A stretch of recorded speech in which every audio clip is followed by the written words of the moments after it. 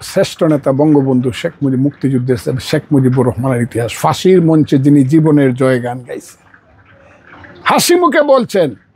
তাকে যখন আগরতলা ষড়যন্ত্র মামলায় ঢাকা সেন্ট্রাল জেল থেকে ক্যান্টনমেন্টে নিয়ে যায়, তখন আর্মিকে বলছে একটু দাঁড়াও ভাই, মাথায় শুয়ে বলছে এই বাংলায় যেন আমার মৃত্যু হয়। আমারও সেই কথা, আমি মুক্তিযুদ্ধ করেছিলাম, আমারও সেই কথা। আমি দেখেছি শত শত মুক্তিযোদ্ধা কিভাবে বর্ডারে শুয়ে আছে, লাখ লাখ মানুষ কিভাবে মারা গেছে। আমি দেখেছি কিভাবে পিতার সামনে মেয়েকে দর্শন করা হয়েছে। আমি দেখেছি শিশু সন্তানের সামনে কিভাবে গুলি করে পিতাকে হত্যা করা হয়েছে, কিভাবে সমস্ত বাড়ি ঘর পুড়ে দেওয়া হয়েছে।